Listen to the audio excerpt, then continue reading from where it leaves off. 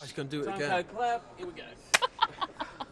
Paul Simon and Sting have a lot in common, careers which have lasted a lifetime, Diamonds on soles in your shoes. songs which have captivated generations, and above all, the ability to have a laugh. You look amazing. Can you tell me what your secret is? See, I say this to Sting all the time. Because I know I look amazing. But I say, Sting, if you don't believe that you look amazing, really, are other people going to believe it? You have to believe it. And he is starting to... Believe it. I say it in the mirror every day. Yeah, and he's starting to really look Beautiful. good. I think he's looking good. Thank you, Paul. I notice a lot of people are looking at Sting more, actually, than they're looking at me. Really? Well, I don't know, it could be paranoia.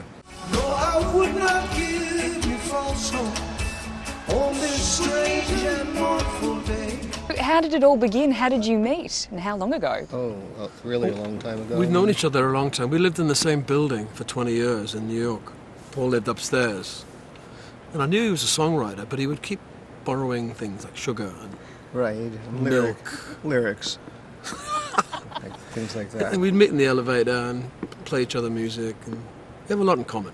Sharing the stage is nothing new for either singer. Paul Simon was part of the duo Simon and Garfunkel, with hits such as Bridge Over Troubled Water and Mrs. Robinson. And here's to you, Mrs. Robinson. Sting, frontman of The Police, producing classics like Every Breath You Take and Roxanne. Roxanne,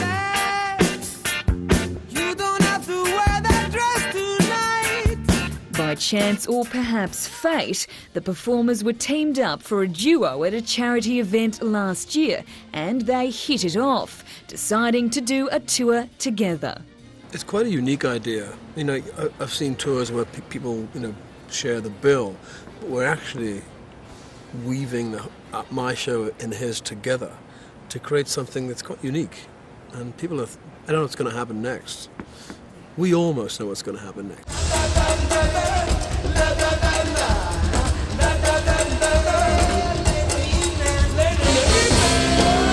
Is there any healthy competition between two? My song's better than your song? I think, you have to raise your game to, stay in the game. And I think the bands feel a kind of competitive thing. We do little mini sets, and he does one, and then we try and beat it. It Sounds like a boxing ring. It's a very, very benign sort of competition, but it's a competition. Is there a song that you wish you'd written of Paul's and vice versa? I'm not sure about which one I wish I wrote, but the one I love to sing is Fragile. I do sing it, and I love to sing it. I look forward to singing it. But I wouldn't have written Every Breath either. Every bond you break, every step you take, I'll be watching you. I sing America in the show, which is one of my favourite songs of Paul's. And he pointed something out the other day that I hadn't realised, but it doesn't rhyme. It's blank verse. And we walked off to look for America. Sting and Paul Simon have sung to sell-out crowds across the US, performing their greatest hits from more than 4 decades. And soon they'll be heading to Australia. I love Australia. I always feel at home there. It seems much less foreign to me than other countries. It seems to be a very kind of... And it's Australian, but, I love it. I just feel at home.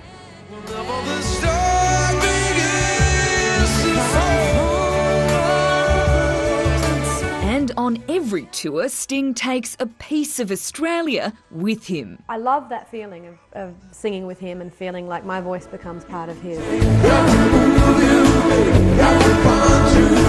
South Australian Joe Laurie shares the stage with this megastar, doing backup vocals and even performing duets. He's so generous with the limelight. All of his band members have their own thing going on, whether it be their own bands or albums or writing, and he's always encouraging us to shine. Sting says she has the female version of his voice. It doesn't get much better than that. I really have to pinch myself. 5 years down the track still, I'll be on stage and just think, I can't believe this. I can't believe I have, for me, the best job in the world.